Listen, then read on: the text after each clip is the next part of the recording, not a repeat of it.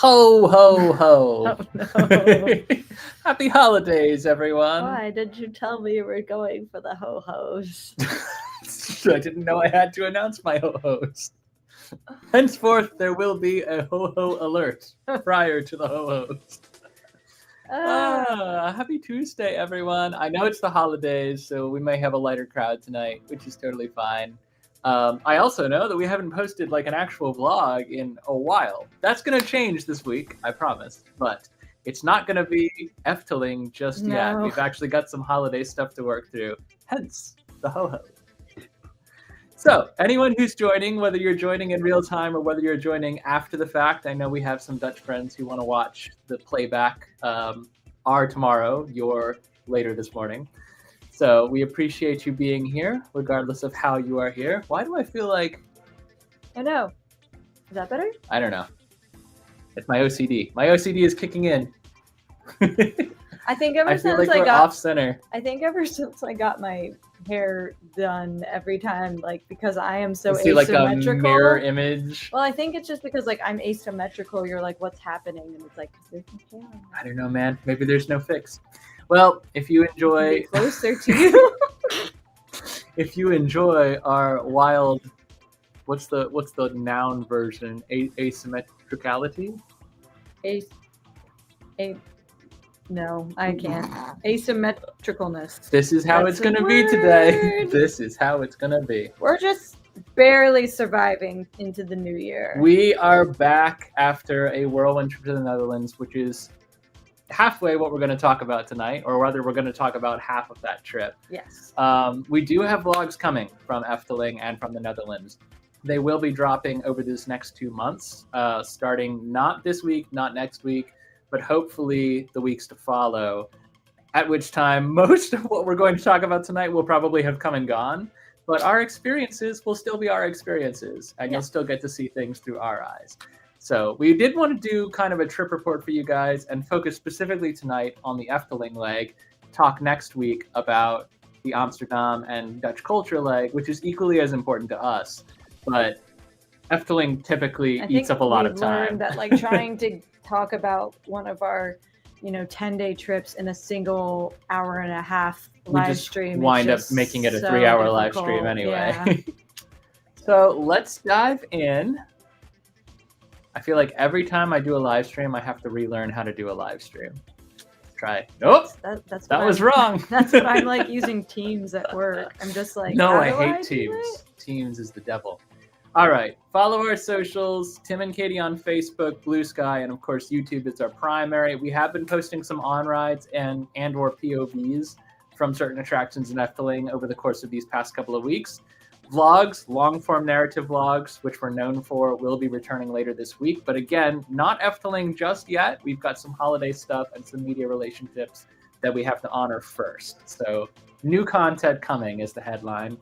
Also, if you're not following us on Instagram, The Real Tim and Katie, that is where we're doing kind of like the closest you'll get to a live broadcast of our day-to-day, what we're doing, where we are. Not everything we do ends up being in a long-form vlog. So there's some stuff that we did throughout Amsterdam in particular that will only appear in short form on Instagram. So do make sure, if you're interested in what we have to say and do, check us out on Instagram as well as on Facebook and YouTube. We also have threads. We're not particularly active there, and when we are, we're very sassy. And timandkatie.net is our website where we'll typically post blogs. And sometimes those blogs are just write-ups of what we've experienced. Other times the blogs carry additional material that we don't have in video form. So if you're interested in the whole Tim and Katie package, that's all of it. I do want to take you guys through kind of what we did over the course of this whole trip, because it will be relevant now and it will be relevant next week as well. So we did spend a extended period, I believe 5 nights and then 5.5 days, largely because we had to transfer on one of those days. But we spent 5 nights on Efteling property, could have spent a full 6 park days if we had the time, but we didn't. Yeah. So spent a lot of time at our favorite theme park in the world, which is Efteling. We stayed at the Bosrijk Hotel in, I believe, the Land House, or was it the Port House? I can't remember. Courthouse. Courthouse. So we stayed in the Port House, which is the kind of like hotel accommodation. There are also cottage accommodations throughout this property, as you can see in the image. And the Port House is where both breakfast and the pool house were, bathhouse. So we, I think, had the best possible room. Yeah. For what we wanted to do. For only if you wanted 2 people, a little more quiet, a room is great. If you have like a family or a bigger group going, those cottages are a good deal as well. But they are further away. Yeah, you do have to do a little bit more walking. Yeah. We did transfer after our Efteling stay, and this will be the subject more of next week's live stream, to Amsterdam. We've been there before. We spent, I think, only 2 nights in Amsterdam the last time we visited.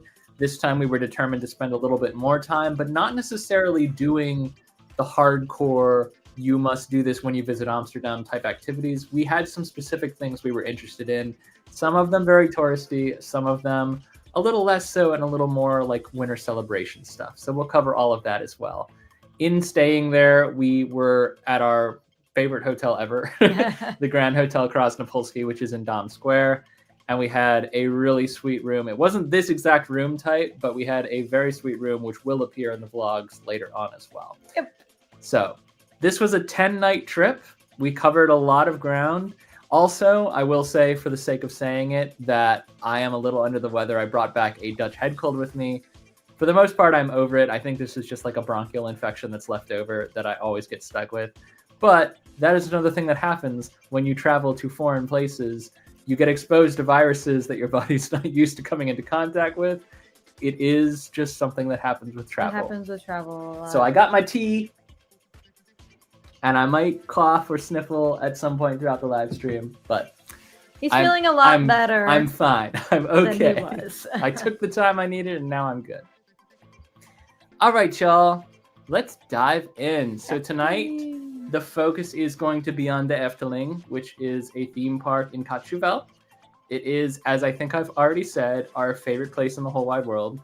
And every time we go to Efteling, it feels like going home. We've only been twice, but it felt like going home the first time when we'd never been there before. And it felt that much more so like going home this time. And I saw a poll on a Dutch theme park page yesterday, maybe the day before, that was, which do you prefer, Efteling or Disneyland? And in Europe, when they talk about Disneyland, they're talking about Disneyland Paris for the most part. Almost everyone. Granted, it was an Efteling-focused page, yeah. But almost everyone came at it and said they both are magical, but Efteling is better. And after having been to Efteling twice, never having been to Disneyland Paris, but having been to Disney World and Disneyland in California several times, I agree. Love Efteling. Efteling might be better. So let's dive into why, and we're going to unpack kind of our whole trip. As stated, we had 5 nights on property. When you stay at an Efteling hotel, you actually get entrance to the park bundled with your stay. Yep. So we were staying at Bosrijk, and that stay would have included 6 full park days, because you can enter the park on your check-in day and enter the park on your check-out day, and they will hold your luggage for you. We were able to do that on check-in day.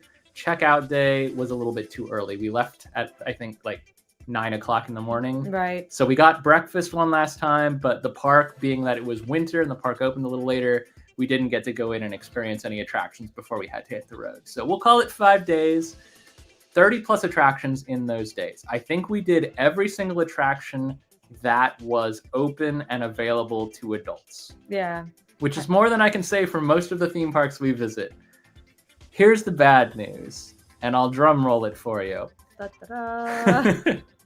When we last spoke to you guys, which granted was a while ago, we talked about what we were excited to do at Efteling. One of those things was a new attraction that had at the time just opened, not at the time of our live stream, but at the time when we visited last and then came and saw new construction since then.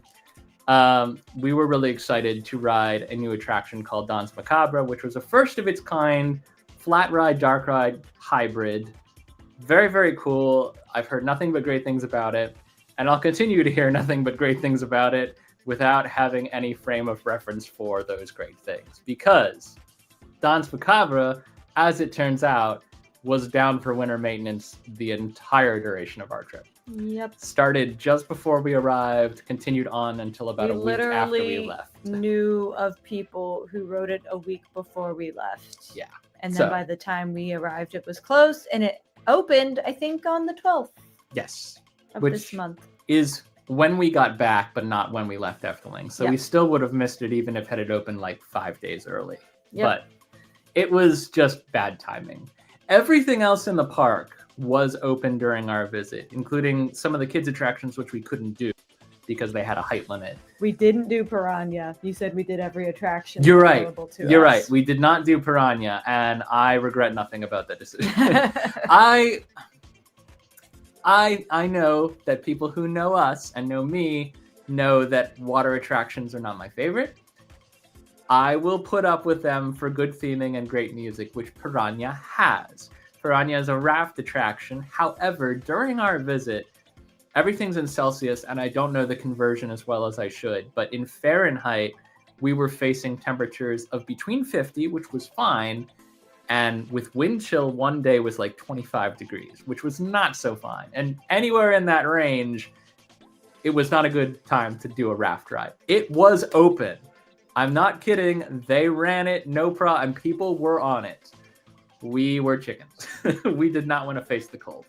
We did do De Vliegen die Hollander, which is a water coaster, which has many water effects, and we were totally fine on that. Got a little bit damp. We did it twice, and we got a little bit damp. It was more like a misting. We never got soaked, and you definitely get soaked on Piranha.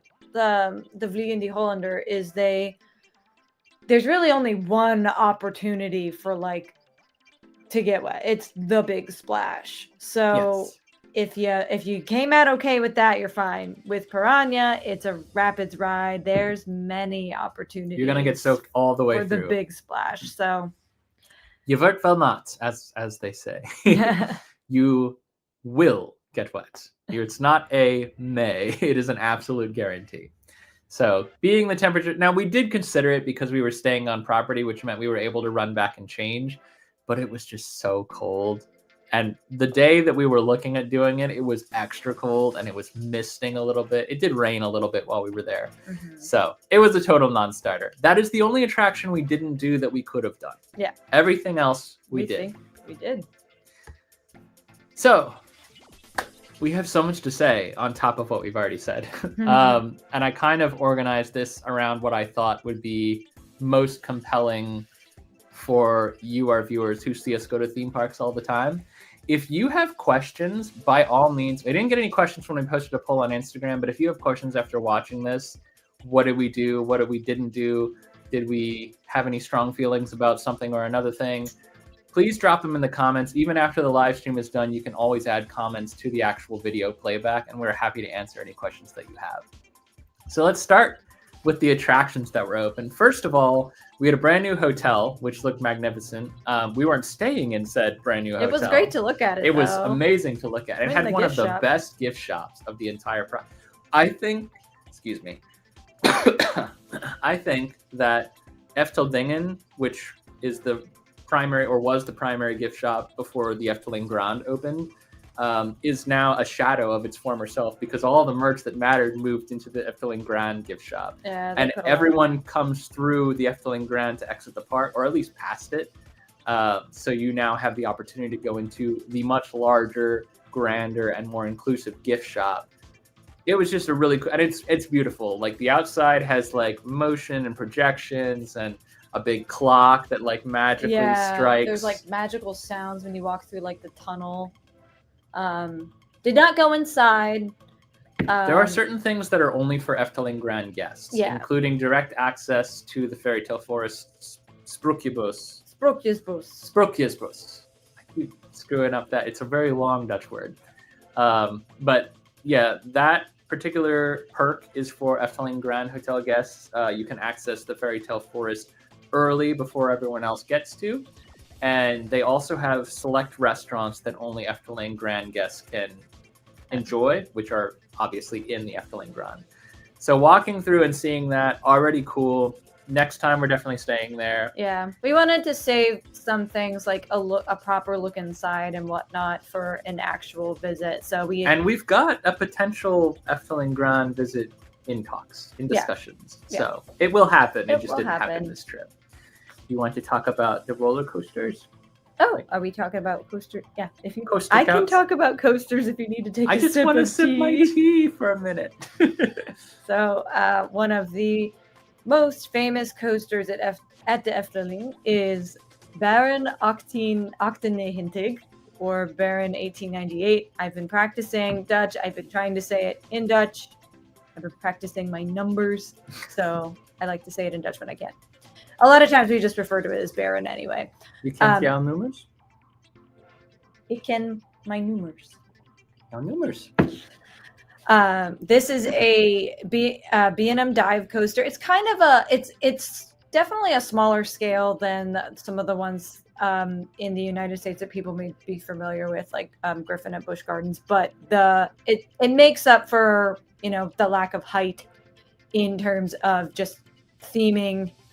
It is a short ride. It's a much shorter ride than most of the other dives we've done, but it had just underwent a refurbishment, which did not, I don't think, changed anything as far as the story goes. But you know, projections were a little brighter. The paint job on the coaster, it looked great. They added, I will say, for accessibility, they added English subtitles to the pre-show. They did. Which we had been practicing Dutch so that we could understand more context without those subtitles. But seeing as how Efteling year over year is getting more and more to be a destination park for people all over the world, I do think it's cool that they're trying to be more welcoming to people who don't speak Dutch and other languages. Yeah. So that's great.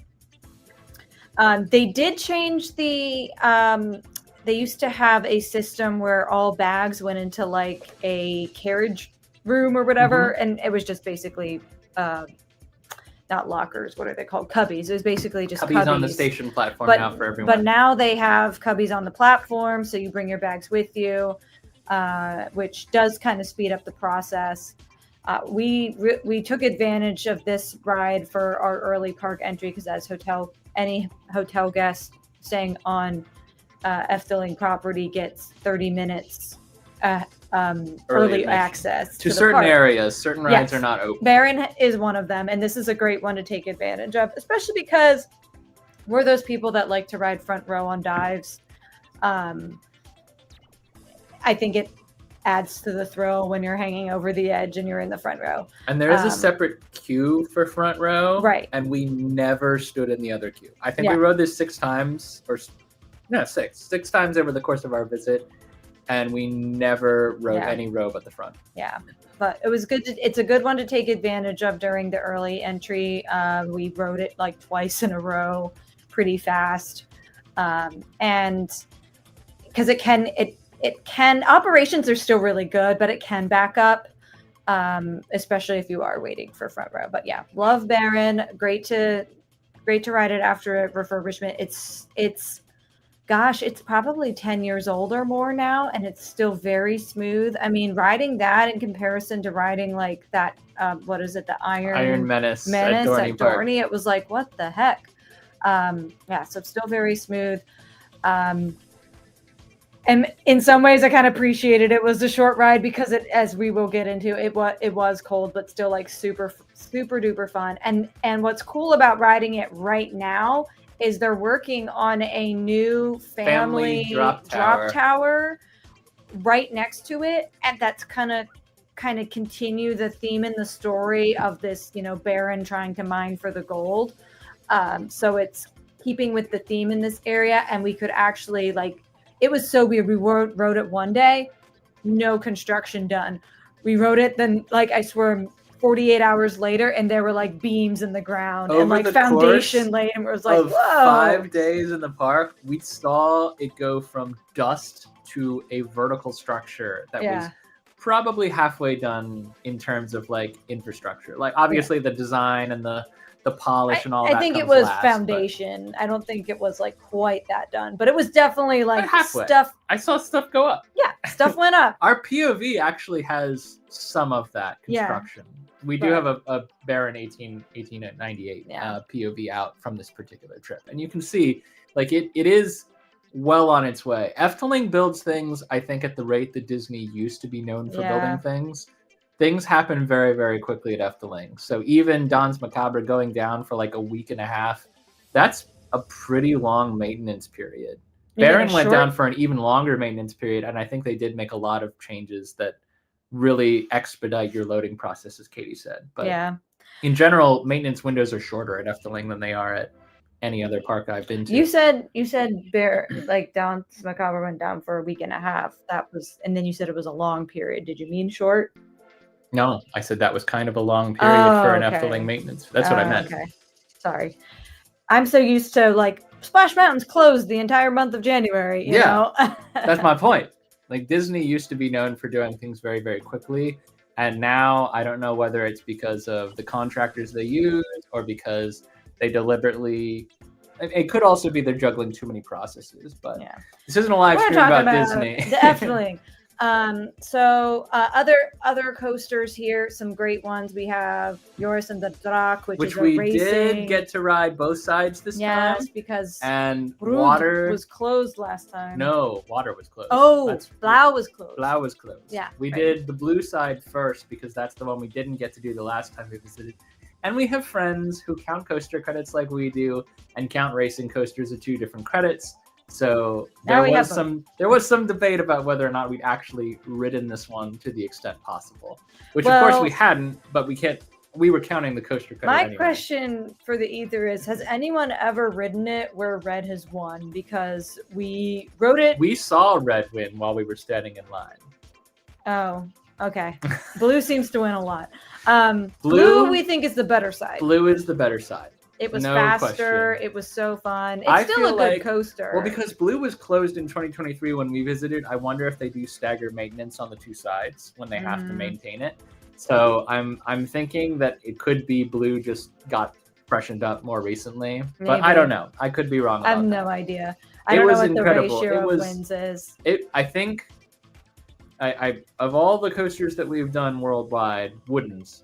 I would put Troy at Toverland as my number 1 right now, and it's a shorter list than some people have, so don't boggle at that too much. But then I have probably under that is Wodan at Europa, Wodan, and then or Europa Park. Sorry, some people don't care for me shortening it. And then under that is Blau on Joris and the Draak, which is the blue side, the water side. Yeah. And everything else pretty much falls below that. We got like Dollywood and whatnot in the mix. I don't know. I do like Thunderhead. Regardless of where it ranks, it's a fun coaster. Either there side is not a bad coaster at Efteling. Yeah. Throughout the entire park, and it's a very bold statement to make about any park, but in this one instance, I believe it to be true that there is not a single coaster that is not worth your time. That is bad, yeah. Including a former Arrow. Yep. So in this same area is that former Arrow known as Python, which was an Arrow coaster that got totally retracked, brand new trains. Honestly, this is the treatment I wish they would give to Loch Ness Monster, at least new trains. Because they did replace a lot of track there in Busch Gardens, but Python's looks simple. It is very simple. It's a double loop and then a corkscrew, and you're done. And it's smooth. And despite the fact that it's not super biggy or wowy or anything like that, you do get great views of the park from the top. So it's a fun ride. Ride it. I think we usually ride front row because we're trying to get a POV, and we did. And we only did Python once because it's smooth and it's fun. It is nothing innately special. Yeah. It was just, while we were there, we were going to do everything we could. Yep. So we did Python on the same day we did the pirate ship and the old timey cars. Yep. Which none of that made it into a vlog. Yep. Just FYI. Other coasters in the park. If you count water coasters, which we do, because if it coasts, it's a coaster, right? Is my favorite ride in the park, the Vliegende Hollander, which is a dark ride. The Flying Dutchman is the translation. If you Water ride / water coaster. Yes, the Flying Dutchman is what the theme of the ride is. It has a great queue, great music, just really fun, like kind of creepy ride in the beginning. You're on a boat in the dark, and then it gets serious, and then you get cursed by the Flying Dutchman. Did you notice? I didn't realize this until after when I went hunting for Efteling photos, but on the Facebook page, I noticed that last year when they reopened the Vliegende Hollander, they were talking openly about the new scene, quote unquote.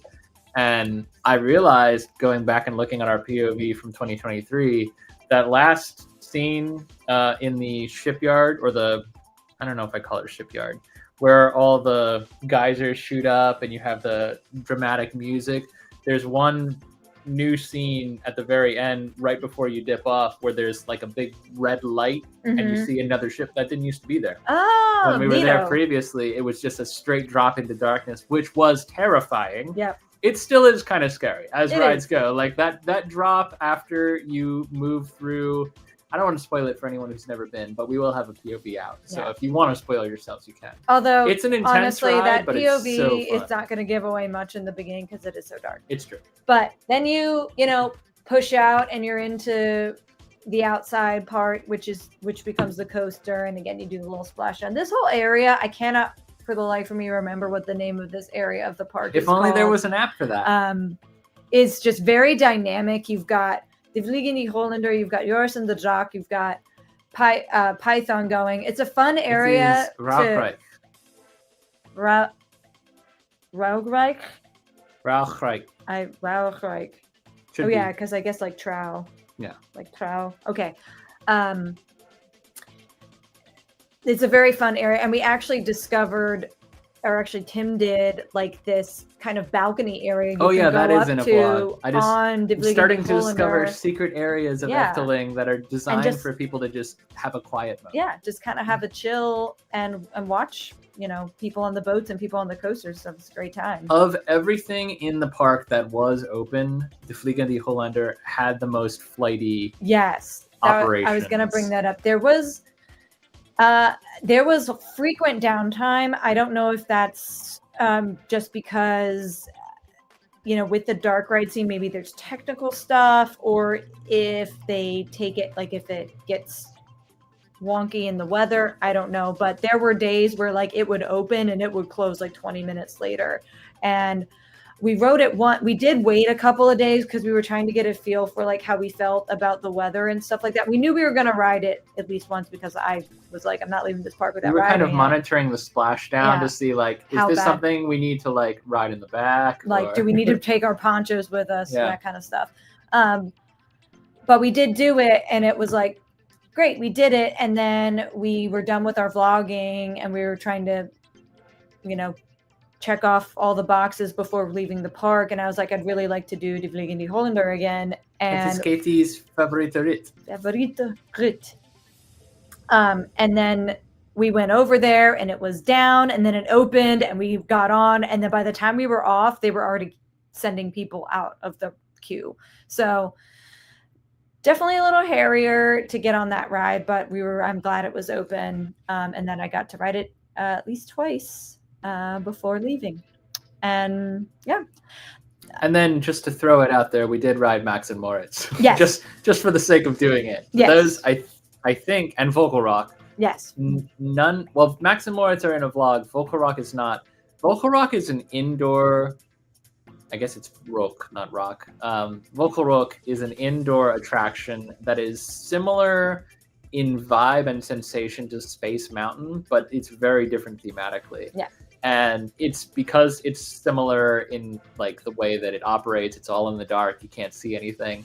There's no point taking a camera on it. You can take cameras on almost every attraction at Efteling, but you can't really get anything from the POV. So decided to do that on a day we weren't vlogging. Again, we did everything that we could the entire stay. We did every attraction that was open except for Piranha.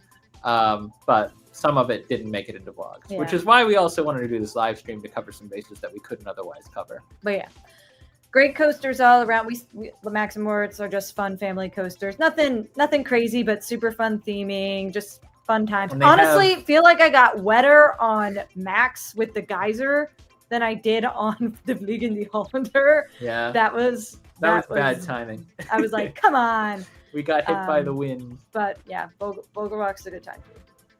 So one of the things that separates Efteling from amusement parks, as they're better known elsewhere in Europe, is dark rides. Every theme park that prides itself on being a theme park should have at least one dark ride. Efteling, by my count, 1, 2... Do we count Danse Macabre? I feel like we don't know. I mean, I feel like it's like a dark ride, flat ride. We've There's- never done it, so we don't know. There's at least 4 genuine dark rides throughout this park. And it's not the biggest park, certainly in Europe, but it is, I think, big enough that it has theme lands and areas, each one, for the most part, anchored by one big attraction. And a lot of those big attractions are dark rides, which I could do the same dark ride, for the most part. Some of them are weird. Not in Efteling, just in general, in the industry. I could do one dark ride over and over and over again all day, and that would be my day. And for the most part, depending on the park and the ride, I'm always happy with that. But in Efteling specifically, this one behind Katie is Symbolica. It's kind of out of focus by design because that was the photo we took, but it's a beautiful castle facade. You walk through the castle courtyard to go through the queue. You walk inside the main castle hall, or the Great Hall, or the lobby, or whatever we want to call it. And then there's 2 animatronics that do an interaction to open the gate for everyone to walk through. Enter the Palace of Fantasy. Yes, into the Palace of Fantasy. No. Anyway, it's super fun. We also have a POV of this one out, which includes some of what I'm talking about. But the ride itself is almost impossible to capture effectively on camera because there's so much to look at. It's a trackless dark ride. You choose one of 3 paths, so you can experience this, and you also, it's 50-50 whether you get the front row or not, depending on your party size and whether or not you have kids that can't ride alone. You can experience this ride, I believe, up to 6 different ways, and every ride is its own unique experience. So it is one that will keep your family in particular occupied for a long time, and it's got great music. It's got water effects. It's got wind effects. It's got smell effects. It's got, smell pods. It's the whole package. And that is why I think of all the dark rides I have been on, Symbolica might be at the top of my list. It's worthy. It's the one you can't miss if you go to Efteling and Efteling is and the attraction is It's a great showcase dark ride attraction for sure. We also have rides like Drumflucht, which the closest equivalent to the Disney crowd would be Peter Pan's Flight, but this is a very different ride. This, one of the things that I think stands out about Efteling and this attraction in particular is that if you're used to the Disney experience where you're trying to figure out what's the story here, I mean, Peter Pan's Flight, you follows the course of the movie. You start at the narrative beginning, you end at the narrative end, and it takes you through the whole tale. But Drumflucht is whatever you want it to be. You can make whatever sense you want to. It's literally you fall asleep, Dream and flight. these are the dreams that you're having. It's fairies and trolls and space castles, and it's nonsensical, but it's wonderful. It's beautiful, and I absolutely really love good. it. It does smell so good. Came this close to buying a candle from the Drumflucht gift shop. So all kinds of different attractions here, and this one, in me comparing it to Peter Pan's Flight, I forgot to say why. This is a suspended carriage ride. Yeah. So you're literally flying over all these incredibly immersive sets with, I would say, dozens, if not hundreds, of small Oh yeah, I'm sure there's motion-based probably animatronics. hundreds of animatronics in there. Yeah, it's a tough Even one the castles are animatronic. Oh yeah, they have different motions. If and you whatnot. get that reference. There are also attractions that are not rides Yep. that we enjoy just as much, and Efteling does this, I think, better than any other park that I've been to. There have been some close equivalents. Fairy Tale Forest has, yeesh, If we individualize the attractions, I think it's over 40 different, and they're adding to them all the time. And they list like they're listed as attractions like in like if you have like an app or something that counts the number of rides you've done, like they're listed as attractions. So like we're like, oh, we've seen Long Neck, check. You can spend, you're talking about Log Ride, I think. Yeah. You can spend probably 2-3 hours just roaming Fairy Tale Forest, especially if you stick by Indische Waterlilies for a couple show cycles, which is hard not to do because it's catchy music and it's a fun show. And you can keep getting closer as more and more people exit from the previous show. Yeah. So Fairy Tale Forest is a highlight of Efteling. Before there was anything else in Efteling, there was this. Yep. This was the original attraction. And they keep adding to it. And this was what legend has it inspired Walt Disney to build Disneyland, is what he saw of the Sprookjesbos in Efteling. So very magical, very cool. And it's really nice. I say this a lot, that this isn't just some forgotten area of the park. Like you go to like other theme parks or amusement parks in the US with a Fairy Tale Forest and it's decrepit. Like it's there because it is nostalgic, but it's not being taken care of. They are constantly doing maintenance on these because a lot of them are animatronics. Long Neck gets longer. They are adding winter overlays. If you can't see there, Long Neck has a little hat and a little scarf. Other characters get like winter overlays. They've put like Christmas winter decorations inside of them, and they are revamping and building new Fairy Tale Forest scenes. Like one of the newest ones was the Princess and the Pea. I can't remember princess in Dutch, but it was de Earth. The Earth is the Pea. And then like maybe 2 days after we got home from our trip, they announced that the Tale of the Chinese Nightingale, which at this moment, fabulous Chinese architecture. It's a huge set, and it's one of those large-scale story attractions within the Fairy Tale Forest.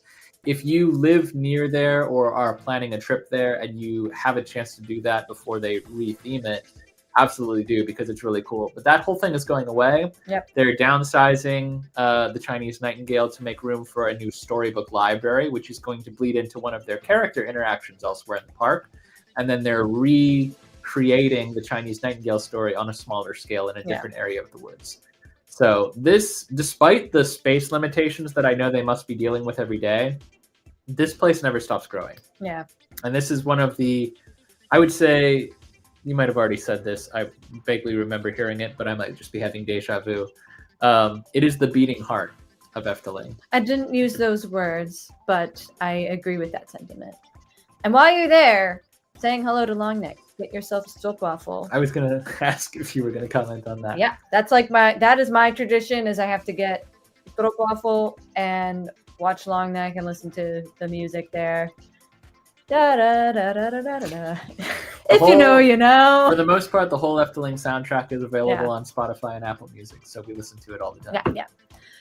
But yeah, you can't miss the Fairy Tale. You can't miss the Fairy Tale Forest.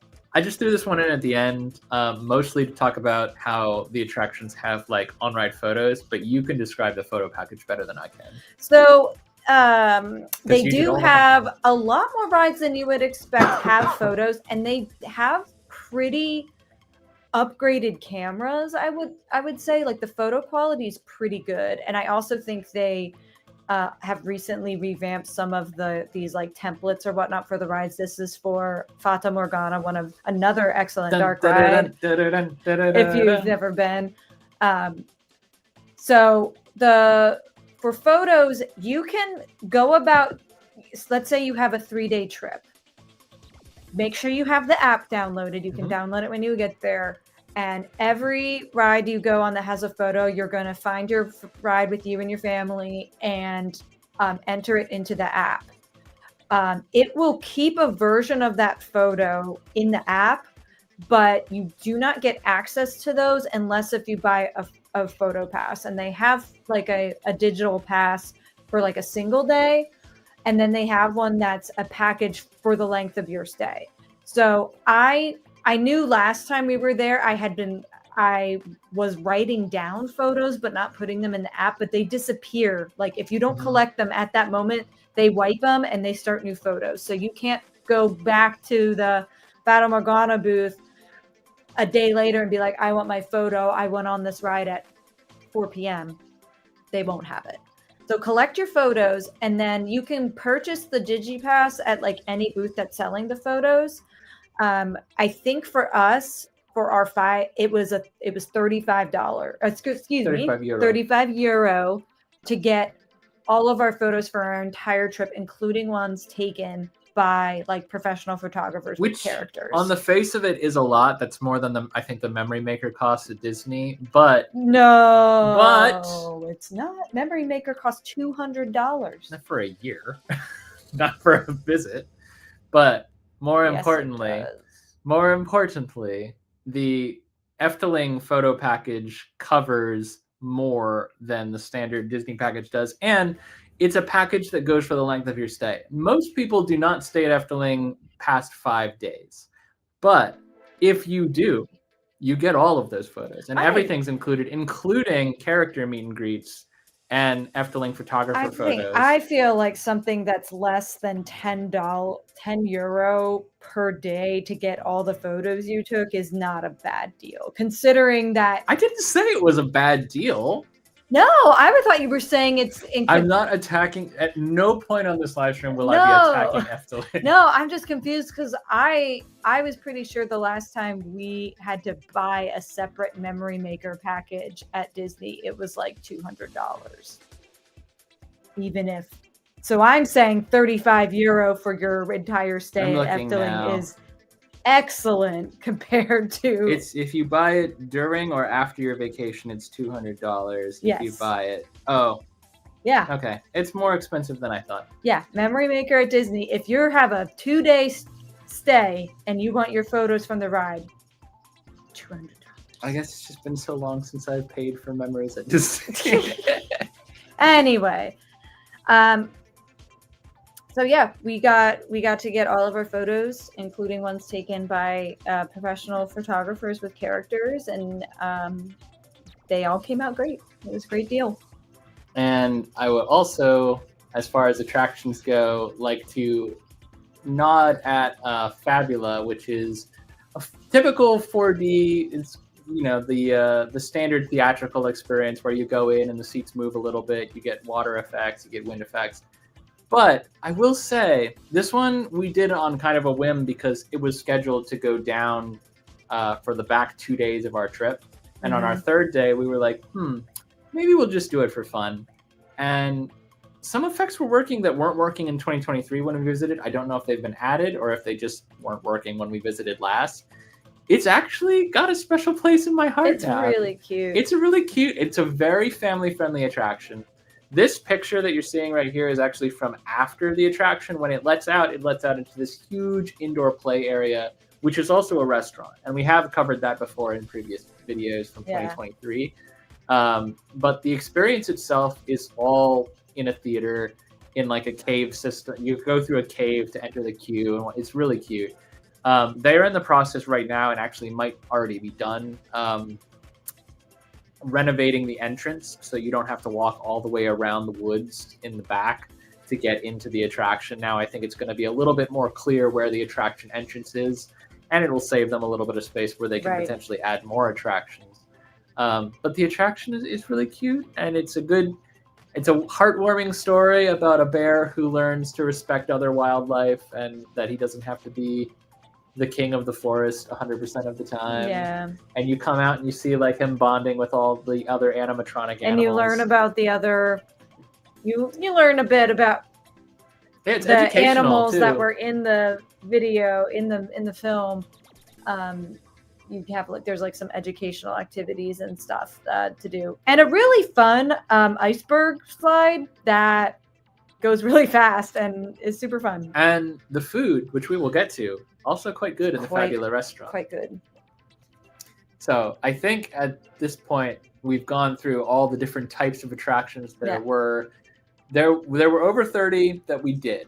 I believe if you count the Kinder Trains which are pedal cart trains that we weren't able to do, as well as Piranha and Danse Macabre. There are closer to 33 to 35. Yeah.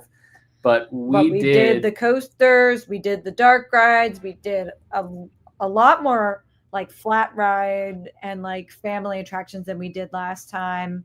We were able to do the Stomcarousel, which was closed last time, which was a surprising winner. It actually made you sick. A little, but like in a fun way. Yeah. And then I did it again, so not that bad. Yeah. But I would also say that list doesn't include things like the kids' play area in Fabula, the animatronics here, things that are just, basic Efteling storytelling components throughout the park are attractions in and of themselves. And that doesn't include the shows either that were happening. Which we will get to in a minute. But this is part of what makes Efteling so special. You never run out of things to do, things to look at, and things to be impressed by. First, we feast. So we wanted to highlight, and this will be the shortest section probably of everything that we talk about tonight, but we do want to talk about the food at Efteling because it's often asked of us what the best place to get food is at whatever theme park we've been.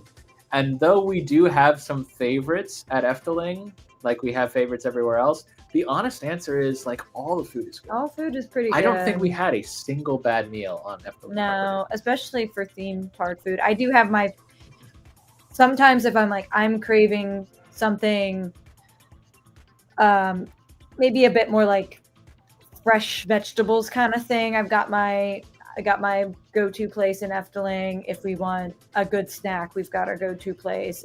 And now if we want pancakes, we've got our go-to place. Funny you should mention. Poliskauken?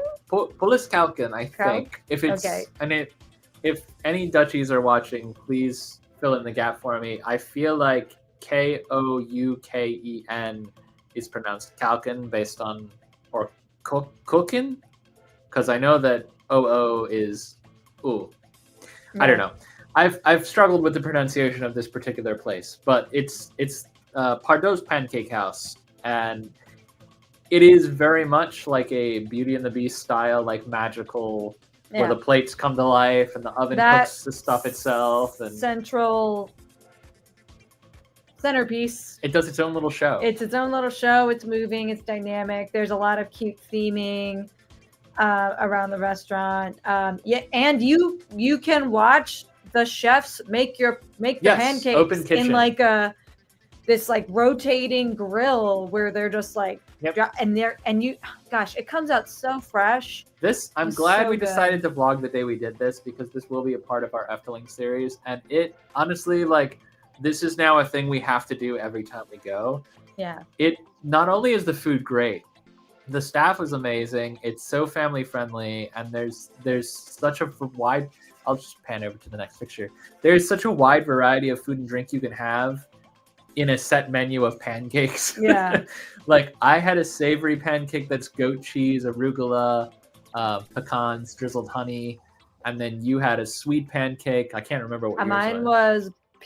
It was like strawberry jam, white chocolate, and pieces of stroopwafel. And then I got the hot chocolate, but like the fancy creme brulee hot chocolate. Creme brulee hot chocolate with the stroopwafel as part of it. It was. I actually left some behind, not because like it was, and this thing is huge. Yeah. Like, I was so hungry walking in, and I was so full walking out that I couldn't even finish that massive pancake. I had to like eat some of your pancake because you also had the hot chocolate. And I would do it all again. I would absolutely do that. I would get your pancake. I did like my pancake, but his was so good. I was like, I'm definitely getting this. I won the pancake battle. There was what's not pictured is the apples that were baked into his. It was so good. I was like, technically they're pictured. You just can't see them. Okay, but you can't see them because they're baked into they just throw it on there like I do with chocolate chips when I make enough chocolate chip pancakes. Anyway, Dutch pancakes are very thin. That's kind of what makes them unique. Sometimes they're rolled up even, but it's not quite a crepe. Like, crepe is a little eggier. No, they were light and still fluffy but thin. I don't know how they do it.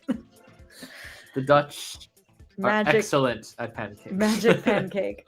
I think the American pancakes that we're used to are fluffier, but I think I like the Dutch pancakes better because It's thicker. you can do more with Thicker them. doesn't mean fluffier. Like I can't describe like because when you have a crepe, there's a lot more egg in it, and it is like very.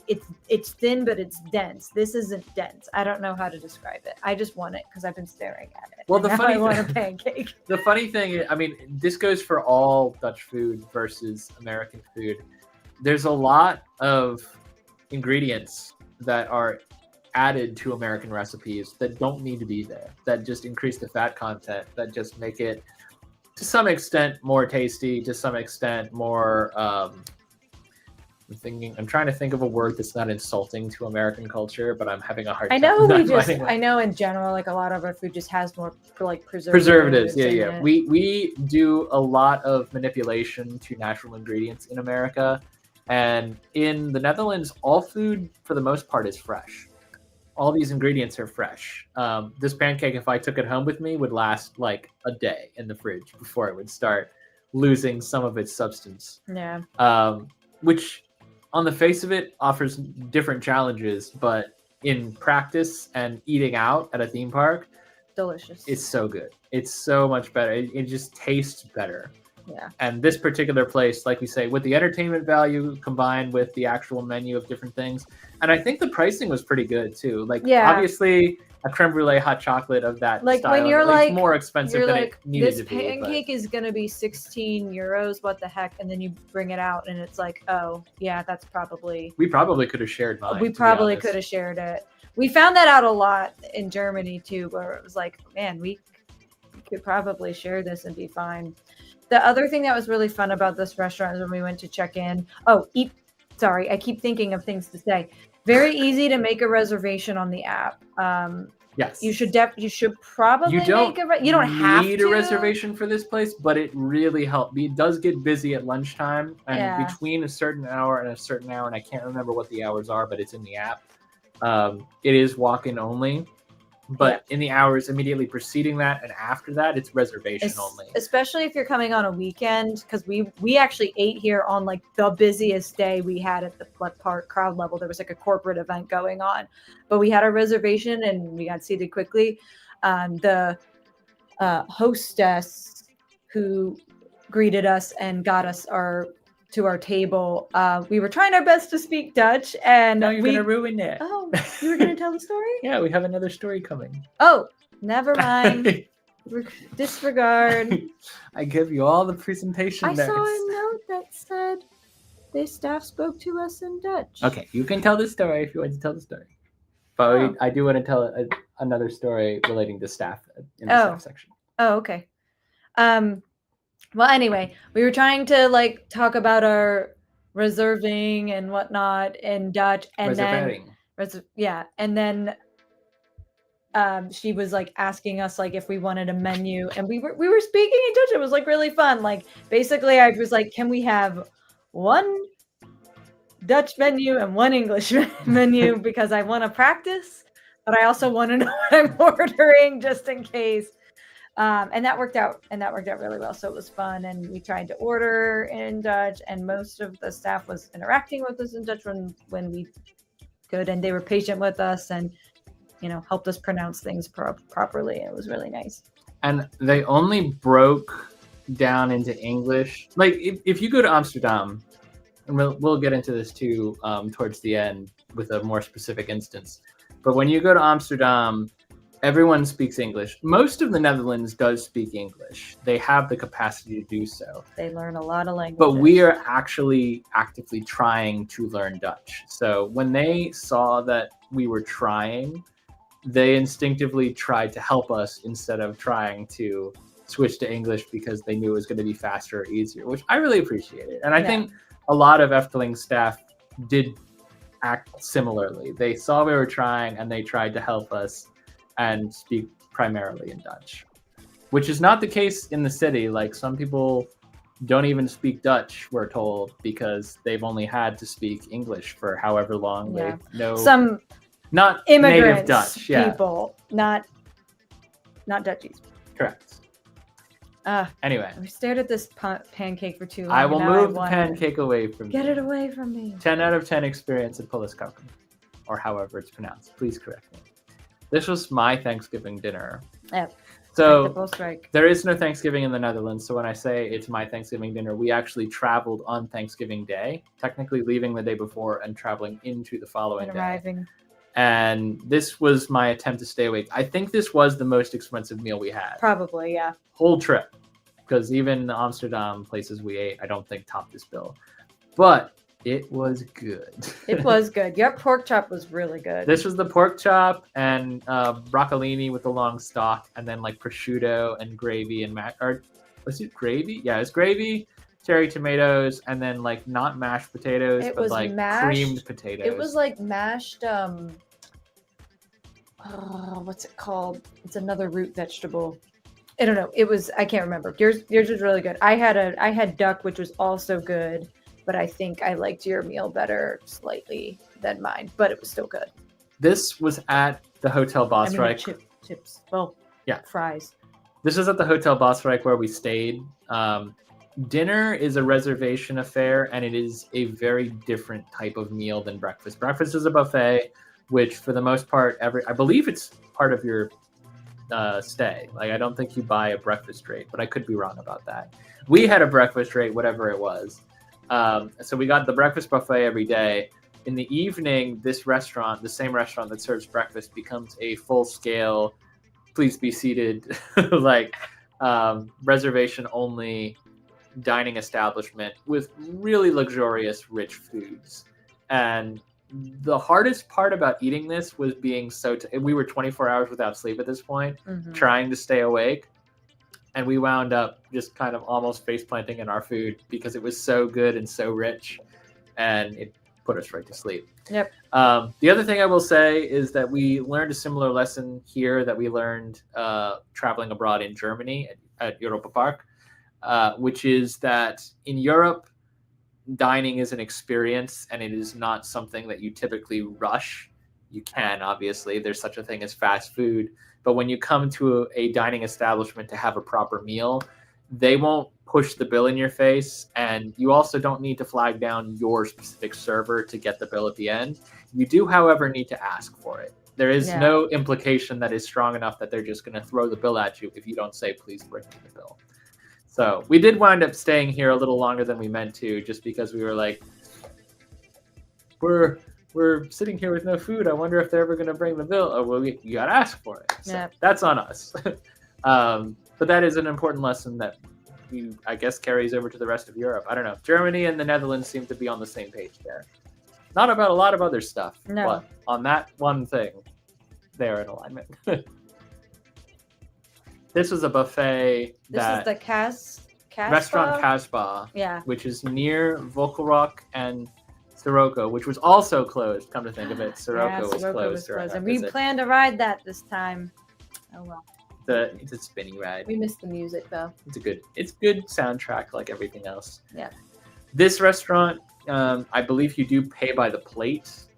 It is very. It's kind of like buffet in a sense where, like, you got an entree. I think that was like a standard price. When I say by the plate, I mean a specific plate. Yeah, not like my fill your plate like an American buffet. Grabbed a small bowl, and basically I could fill that small bowl with however much stuff I wanted for like €7.50 or something like that.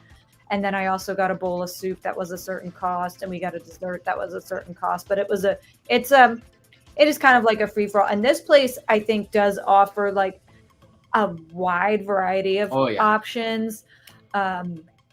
Everything does look fresh. Everything tastes delicious. There's cold stuff, hot stuff. There's fresh smoothies coming. Like, they're literally mixed, like putting the fresh fruit in the cup, making the smoothies like right there. So it's a really good option if you're trying to please a lot of people. And because it's kind of buffet, like pick up what you want and then pay at the register, you can budget budget for it. It's also worth noting that the plate on the left, which is my plate, you had the little bowl to the right. The plate on the left, which is my plate, I requested the chicken. It's the satay. Chicken satay. And they threw that massive pile of fries on top of the chicken. So like, and the, what's to the right? I can't never remember. Oh, it was like pickled cabbage or something. So all of that came with the chicken satay, and when they prepared the plate, then they drizzled the hot peanut sauce all over everything. So like when you order an entree at this particular restaurant, you get all the sides as part of your entree. So you're not just paying for the base entree, you're also paying for everything that comes with it. And with that in mind, the pricing is actually very fair for everything in this restaurant. Yeah. I would say that goes for Efteling across the board. Like, I gather from people's comments on Reddit and on the Facebook groups and the Efteling Facebook page, things are more expensive than they used to be. That, unfortunately, is a problem that is worldwide. Yeah. But I would say the prices at Efteling still remain very fair, particularly when comparing it to where we're coming from. And for the food quality. Yeah. Like, we're used to paying a lot for something that just isn't as good, doesn't taste as good, isn't as fresh, etc. Clearly, like, if you come with a mild appetite, you can almost certainly split one of these plates. Oh yeah. And no one's going to bat an eye. Yeah. You can also, and this is worth noting because I know it's going to be noted if I don't note it, you can also bring your own food and drink into Efteling. Yep. No one cares. You can bring a picnic lunch and spread it out and sit at one of the tables and have a nice meal. I think there is limitation. I don't know this for sure. I believe there's limitation on alcohol if you bring that into the park. But also, they're not going to search your bag when you run through the park entrance. So I think it's more so just an honor system. And if they catch you with the alcohol, they may have something to say about it. Right. But for families who are trying to save money, if you have food at home and you are ready to pack it up and take it to the park with you, you don't have to have food at Efteling. It just, as travelers who didn't have a grocery store between the airport and Efteling, we were eating out every day and the food was terrific. Yeah, we're always watching the families with their like Tupperware of like grapes and cheese and stuff, like eating in the queues and feeding their kids, and it's part of the experience. I'm like, oh, they've got some snacks. The only place you cannot eat is in an attraction, including Ravelin. Yeah. This show, which we're about to talk about. Entertainment. So, food aside, with entertainment on the menu, we did see Aquanura's winter show, which is broadly known as Aquanura still, but it's now got the subtitle of Efteling Symphonica. The only thing I noticed that was different in terms of like mechanisms and show mechanics is that they didn't have pyrotechnics. There was no fire in this. There was no fire, and there were water effects that looked like bursts of fire, but there wasn't fire. I did kind of miss the fire a little bit because one, it was cold, and two, it is cool, but I kind of forgot about it like while the show was going on. That was 2 years ago that we saw the show last. So those pyrotechnics may be gone for good, or they might just not be part of the winter show. Maybe not. We don't know. They also updated the frogs around the outside. They have these like little spinning lanterns on them now that kind of help transition between songs and sets, which was a kind of cool addition, and sometimes would have like images that kind of added to the storytelling of Aquanura. So that was also a fun addition. When we saw Aquanura in 2023, the sun stayed up pretty much until park close and beyond. So we never got to see this show after dark. And after dark is when you really want to see it. That's what it looks like this. The projections look really cool. They do such a great job of combining light, sound, and water effects to actually tell the story. It's mostly like divided into attractions. So like they'll do a Danse Macabre section, a Baron 1898 section, Fata Morgana section, so on and so forth. It's supposed to be a journey of memories that you made at the park that day or with whatnot. the Winter Efteling theme song weaving everything together in between sections, Which similar is to how like the Epcot water shows used to do. Yeah. And I, quite frankly, like this thing brought me to tears. Like it's a really good beautiful. show. The only bummer was both Sirocco music and Danse Macabre is featured in the show. And you can't And ride I was either like, attraction. Well, I was like, I couldn't make those memories this trip. Thank you. But I'm furious really they didn't change the show just for us during that. Be like, I'm sorry you couldn't ride these rides. No, it's really cool and it's absolutely worth seeing. I believe there's only one show a day during the winter time. Yeah. So if you're there for Winter Efteling, I would try to see it at least once. Yeah. If you don't see it ever again after that, that's up to you and what you feel like is we saw it twice. Yep. All the way through. When the second time was just kind of like, we're here, it's our last day. Let's end. Yep. And I do not regret that decision. No.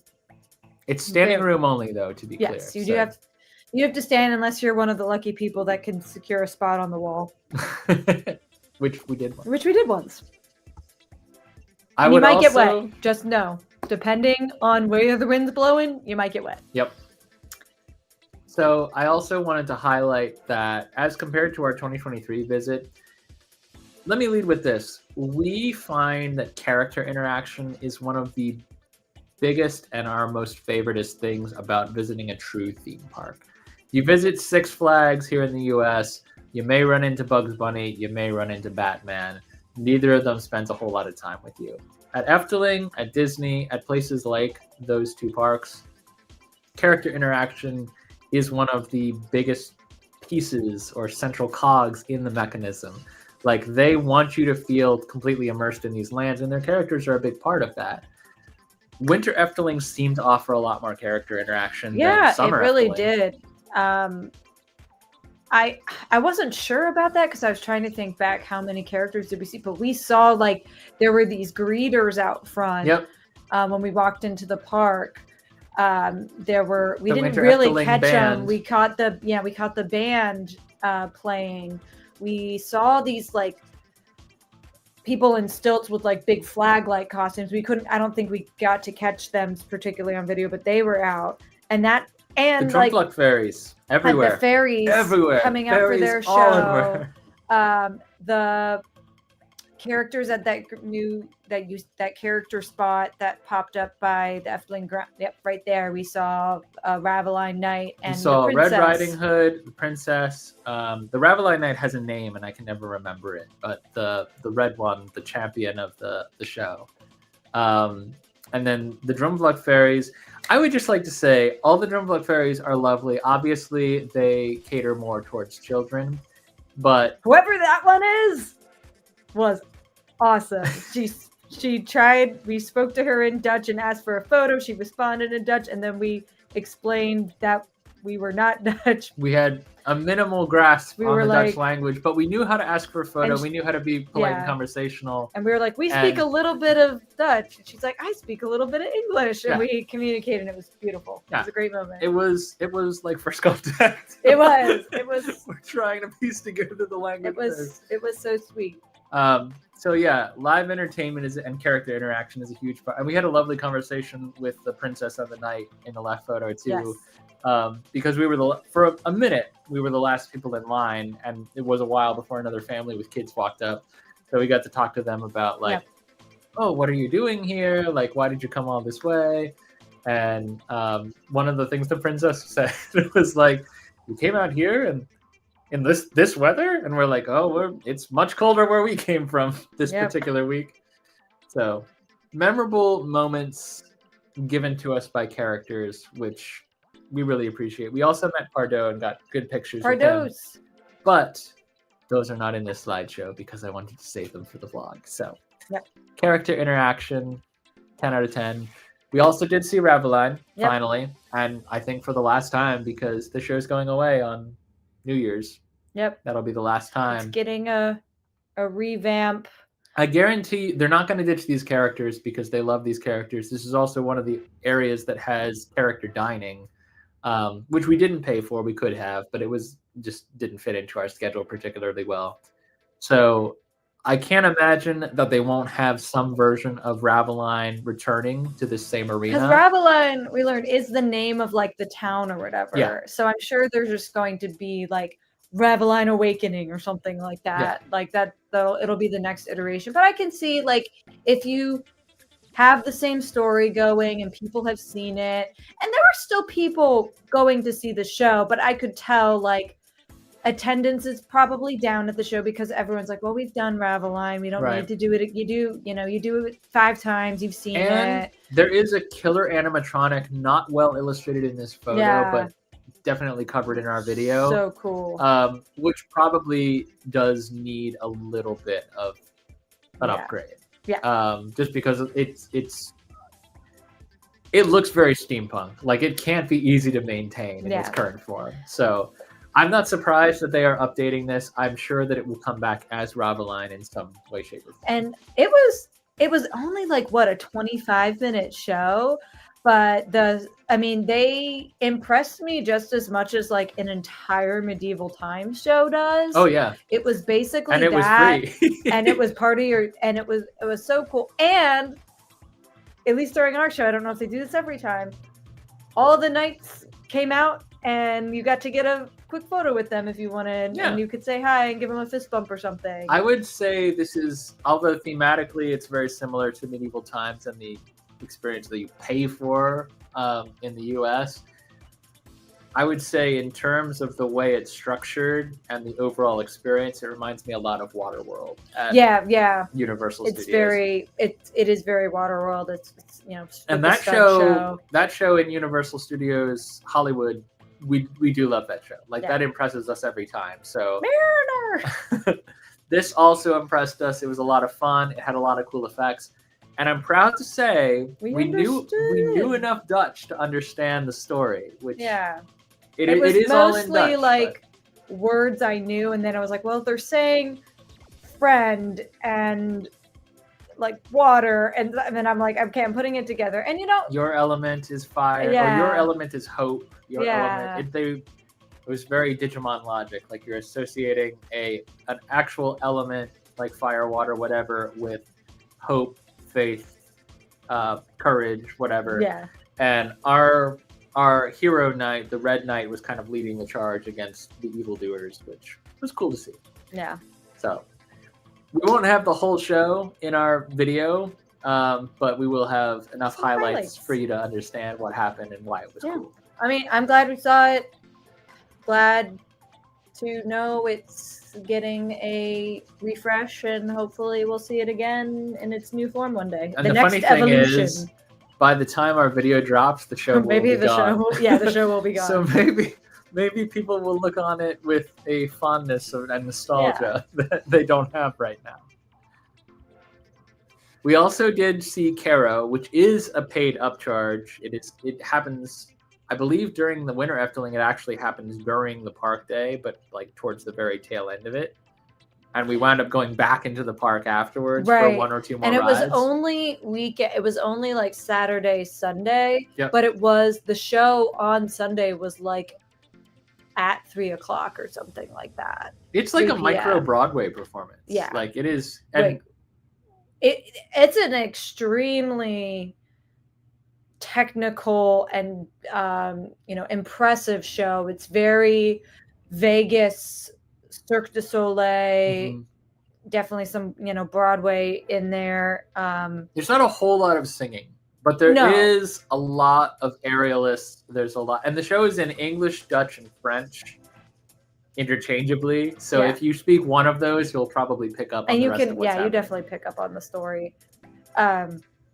But it's also like it's a visual story. Like it's communicated through dance more than any other language. Through dance and puppetry and color and whatnot. Like you there's no way you can't follow the story. And like Aquanura, it blends together music from the park to tell a broader story. Yeah. And the story, I would say, of everything that Efteling offers, this is probably the most adult experience, but it's not too adult to be family friendly. It's not inappropriate for kids. They just might not understand, like little kids might not understand exactly what's going on, but you will, and you'll probably be like shh as you're crying. It deals with tears. heavier concepts Yeah. like aging, family, loss, grief, and it is in the sense of being family friendly. Like these are communicated in visual ways. Some of them a little bit scary, but not too scary for kids.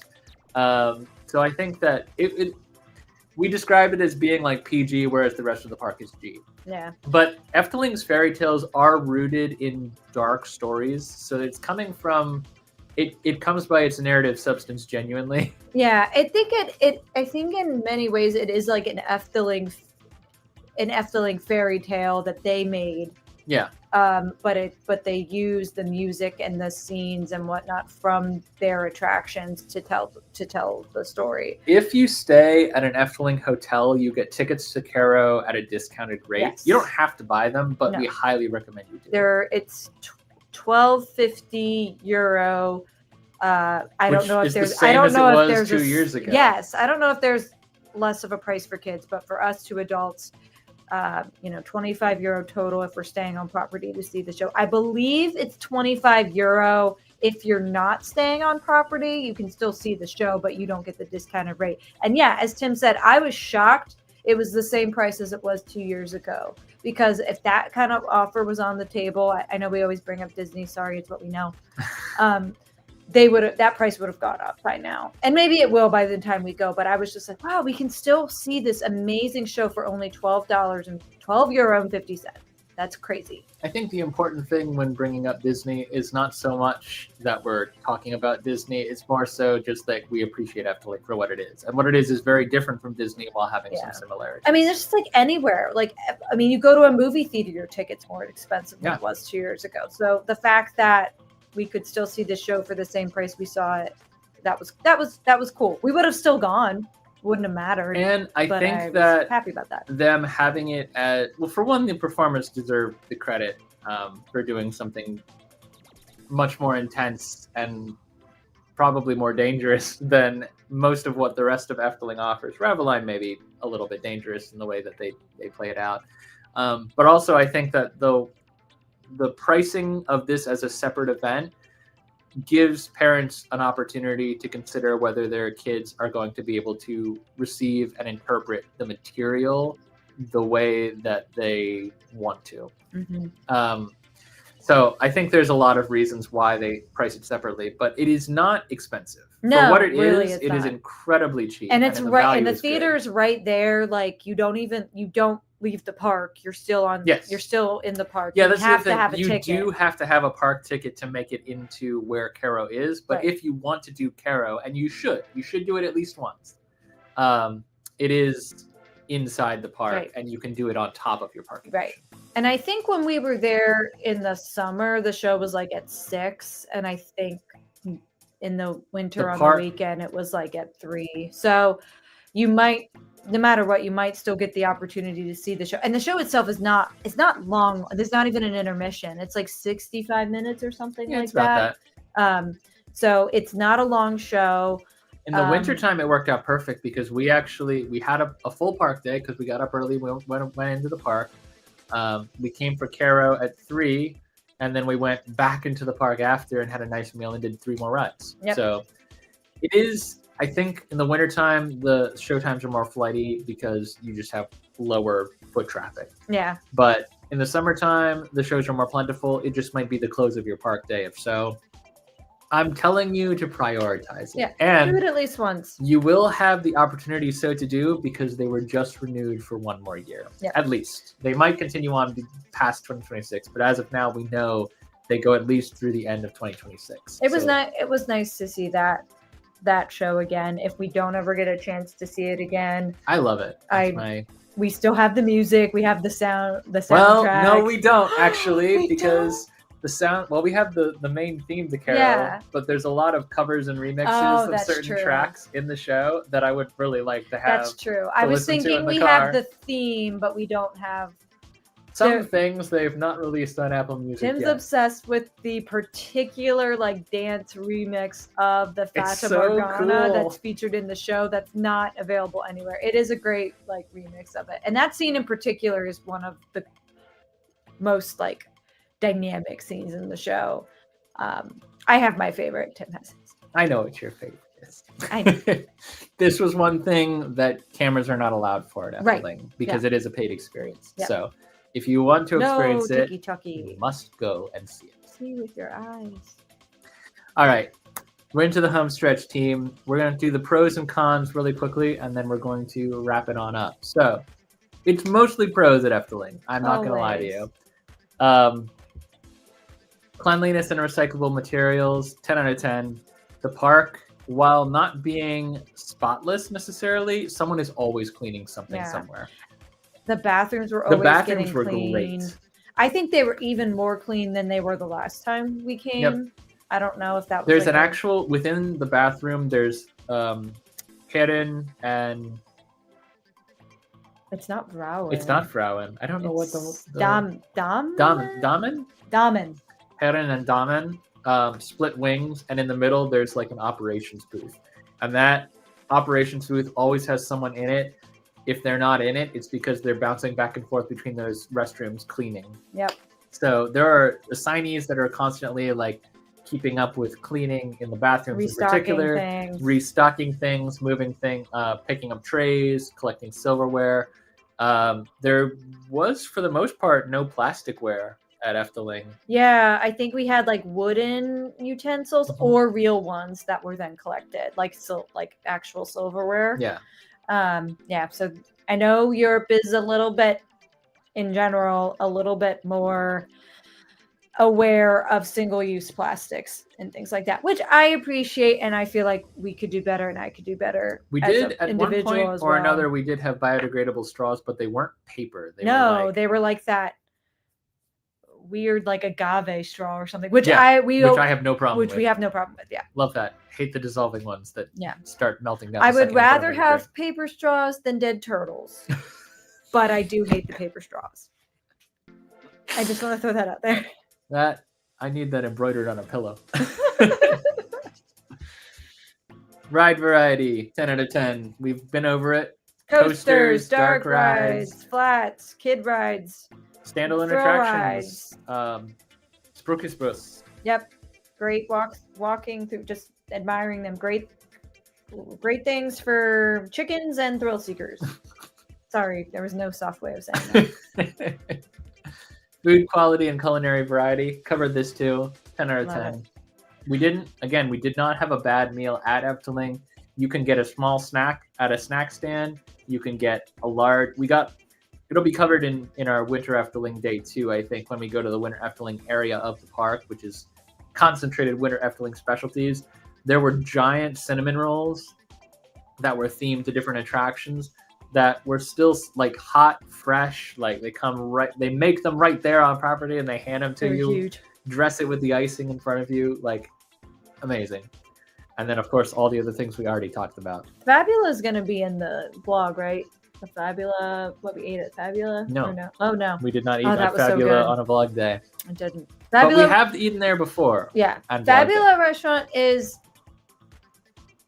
basically, I would say it's definitely quick service, world cuisine, but it's really good, and you have a lot of variety there too. And they have, you get to eat inside that cool play area / restaurant. So cool spot. Just be aware that everywhere except for, I believe, the vending machines, the food may close before the park does. Right. So keep an eye on the time. That was my only recommendation for food. Park app. Super easy to use, easy to book reservations, easy to navigate. Check ride times. Key thing, and the ride times are add your photos. Accurate. They're not just like overestimating or underestimating. They're like on the nose for the most part. One key thing that I would say about the park app is that at Toverland, when we visited the Netherlands in 2023, I needed a VPN to work and download and use that app. Efteling's app is universal. You can download it on any phone. It works the second you walk into the park. I can actually look at ride times. I mean, park's closed right now, but I could look at ride times right now and get an accurate estimation of what's going on in the park. Yep. So, and then you can also set alerts and alarms for when a ride time drops below a certain threshold. If you're like, I want to ride Baron, but I don't want to wait more than 30 minutes for it, you can tell the app that that's what you want to do, and they will notify you. And then if you're close and you run, you might be able to make use of it. Problem is, other people might have that same setting and might beat you there. Staff. This is where I wanted to talk about all the wonderful people that we met. This goes for characters. This goes for line guardians. This goes for Hotel staff. ticket holders, hotel staff. Yeah, like everyone at Efteling went above and beyond. This includes, I think, people who were clearly like Dutch residents and people who immigrated and now work at the Efteling. Like, everyone is the nicest, sweetest, best version of themselves. They welcome you with open arms. They support you in everything. The number of times that we had a full Dutch conversation that, I'm sorry, like, my Dutch is not good. Like, it's a learner's Dutch. I told everyone I met, like, my Nederlands is kinderlijk, which means childlike. They were still happy to speak slowly and have like a full conversation with us to let us practice. The characters, like there was an owl we met on day one, which is in our vlog, which is the Sandman's owl. And he's a character you can meet at Hotel Bosrijk. And we had a good conversation with the owl in Dutchlish, where we were bouncing back and forth, and the owl was saying, no, this is how you pronounce it. And that's where we learned gezellig. Gezellig, which we now will overuse pretty much constantly. That is a word that I think only Dutch people use. Well, probably. Only Dutch people and posers like us.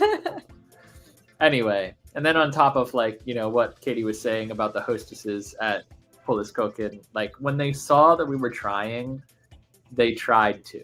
Yeah. And we appreciated that. I think like there is a sense, obviously it's the hospitality industry and this is a sense that they're trying to cultivate, but there's a genuine sense at Efteling more than any other place I've visited that everyone is on your side and trying to make your day magical.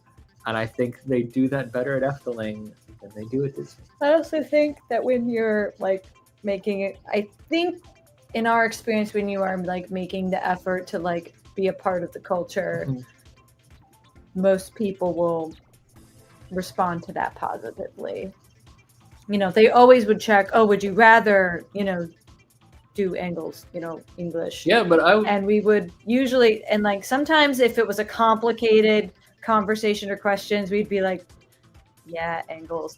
But if we thought we could try, we'd be like, can we try? And it was nice. There's a couple times on this trip, which this is not the case for the 2023 trip, where we successfully convinced someone that we were Dutch. And then they would see my hat or my shoes and be like, oh, American, and switch to English. No, then we like. But a couple of times they were like, are you Dutch? And we would be like, no. Anyway. Maybe one day. Wonderful visit. Great staff. Can't speak highly enough of them. The cons list is very small, but it's worth noting a couple of things. Weather. Not Efteling's fault. Cold, wet, and windy. This is what we were told to expect when we traveled. And honestly, it was not as bad as I was expecting, and maybe we got lucky. It's more the wind than it is anything else. I was picturing like Florida downpours every day, and it was not like that. I could handle the occasional little drizzle, little mist, little rain.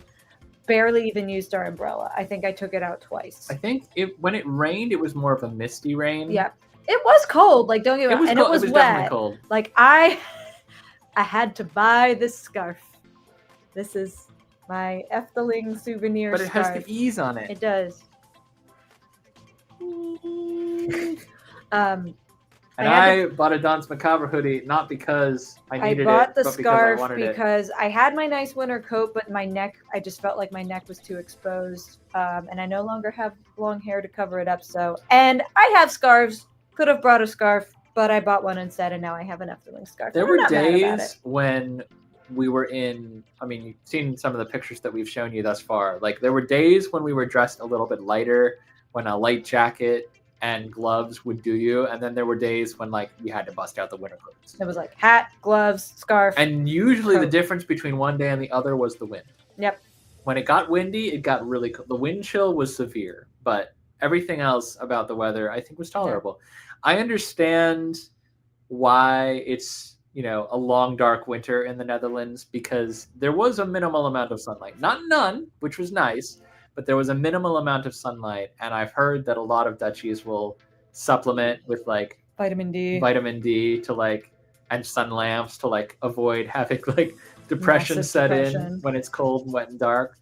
But it's hard to be sad at Efteling. So yeah. That's another thing about winter Efteling that I think I really like, is, like, it gives you something to do, gets you out of the house. And that's the other thing that I think we cover in our vlog, but, like, I feel like we did see pretty much everything that the winter Efteling had to offer, which was our goal too. So that was really good. The next con, we've already touched on it. There were rides under maintenance that we did want to go on and had planned to go on, and we're excited to go. We were even like, let's do Sirocco this time. We hear the music all the time. Now, Sirocco, I think we went to the park knowing that Sirocco was going to be down.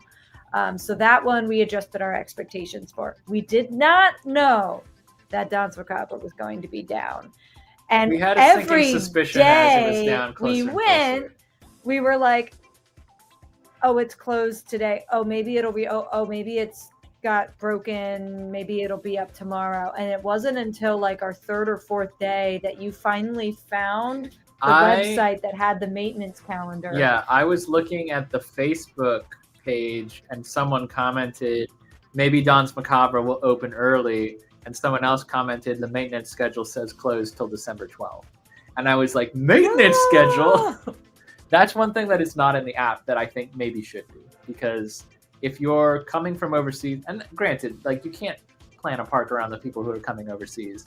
But if you're unfamiliar with the Efteling website, if you're visiting for the first time, you don't know how to navigate, that page is buried. I did have to bookmark it to be able to find it again. But there is a page. If you do a Google search, you can probably find it that way and have a more direct route that will tell you when the rides are closing for maintenance. And there is more maintenance during the winter than there is during the summer. Yeah. Plain and simple. And that makes sense. It's a 365-day park. Yep. Stuff has got to go down. And by all means, like, we were not going to change our trip itinerary or schedule just to ride Danse Macabre.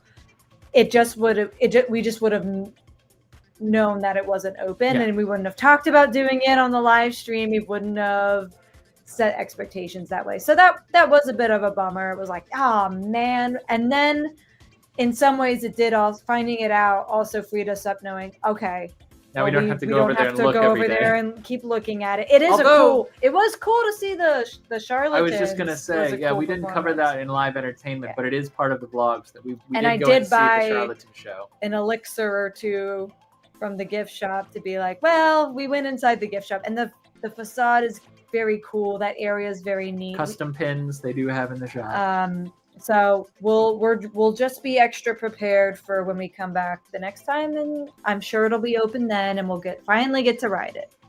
There was one more con that we didn't have in the live stream that you wanted to add. And this is just kind of an FYI for anyone who is traveling, probably outside of the Netherlands or probably even outside of Europe to Efteling. If you use a travel agent or a travel agency and they do your bookings for you, which we love our travel agent, by the way. This is not Fairwise Travel. It's not a dig on her. It's just an FYI. You cannot link your park tickets to the app. That's another thing that the app is useful for. You can add your park tickets to it, and then it's all there. We're not able to do that because our booking was under, like, our travel agent's name and all that. So we were not able to link our tickets to the app, which is the same thing that happened to us the first time we went. If you do your own booking or you book directly yourself or whatnot, that shouldn't be a problem. But that's just not really a con so much as a know and prepare. Know and prepare. You're going to have to carry around paper tickets the entire time you're there. And if you lose track of those tickets, they're either going to have to print you a new one, or they're going to have to go by the honor system at the gate, which no, they're not. Yeah. So you have to keep track of that. Is your responsibility to hold on to those tickets. Yep. If it was in the app, it would be much easier because you're not going to go probably not gonna forget your phone somewhere unless you're me. So anyway, that's just a note. The app is super useful, and that's another useful thing about the app, but it just didn't apply in our case. And that goes, by the way, not just for travel agents. If someone else books your stay for you, right, you cannot use the app to link your tickets and your park admission. That is just how it's gonna. I mean, it goes for like a family member if they're booking for 8 people who are coming to visit the park for the first time. That's fine, but that family member is now responsible for holding on to your tickets. And they might be able to link all their family's tickets to their phone, but you might not be able to link it to your phone. Not sure how that works. We were, however, able to make reservations for park dining through the app because they don't require tickets in order to do that. Yep. I think it's assumed if you can't get into the park, you're not going to be making reservations at those restaurants. So we were able to do everything but park admission and hotel stay. We didn't need to do that. It was just one extra thing to be aware of. And we were given keys. Yep. They still have keys, so you can take. And we were allowed to keep. We were encouraged to keep these and take them home. We did not go for them. Souvenirs. Anyway, it was a lovely visit to Efteling. It was our first ever winter Efteling and not our last. Can't be our last. So good. It will not be our last. So magical. So anything that we missed this time around, we will be doing again in the future. And we will be covering more specific winter Efteling stuff in the vlog. That's why we didn't go super in depth on this live stream about it. Yeah. So vlogs from Efteling are coming. On rides and POVs already starting to drop. Probably by the time the first winter Efteling vlogs seep out, some of what's being offered right now at Efteling will have already finished its term. But that'll just make it more fun to watch the things that meant something special to us during our visit. We can look back on them and feel warm fuzzies. Okay, wrap it up. Creator Spotlight, the thing we do here on the live streams, highlight other creators, and the creator I want to highlight today is Adam. As far as I know, Instagram is his only account. If I am wrong about that and someone else follows him, please correct me. I would love to give credit where credit is due. But Theme Park Globetrotter is the handle. And one of the things I like most about this account, and Adam, who travels all over the world as the name might imply, is that he's not just a coaster enthusiast, he is a genuine theme park fan. And a lot like us, when he goes someplace to experience a theme park, the theme park is the destination in mind, but on the way, he'll go and experience other things. And if you're following his stories, you'll be able to see, goes to South Korea for this theme park, spends a day experiencing other things in South Korea that make the culture unique and fun. And I think that is the best way to do world travel, especially if you are a park enthusiast. The parks get you there, but on the way, you learn some new stuff, you experience different culture, you try different food. It's a really cool account, and I've really enjoyed following along, and I hope you all will too. So that's my creator highlight for the week. We are going to be doing another live stream off cycle next week. I know it's Christmas Eve, which for a lot of people, I know you're going to be busy. I was just doing the math there. I was like, well, it'll probably just be us talking. I know you're going to be busy. It's okay. You don't have to watch in real time. You don't have to watch it all. But this is when we're doing it because we did want to give the other half of the live stream before everyone goes on holiday. And then who knows, it might be another 2 or 3 weeks before we get back together again. So didn't want to leave you hanging. That's when it's happening. Feel free to join us. We would love your company. But if you can't make it, or if you're watching it on the replay, we always appreciate that as well. And we thank you for joining us this evening, or tomorrow, or the next day, or whenever you're watching. 2 years from now. 2 years from now. Thank you guys so much. We love you. We hope we have given you some insight into our Efteling trip. And if not, the vlogs will give you a lot more insight than the live stream will. But there's some stuff that you'll only learn by watching the live streams and listening to us yammer. So we love you all. Everyone have a happy holiday if we do not talk to you before. Thank you for joining us. And until next time, I've been Tim. I'm Katie. And every night is a new adventure. And we will see you again soon. Doei.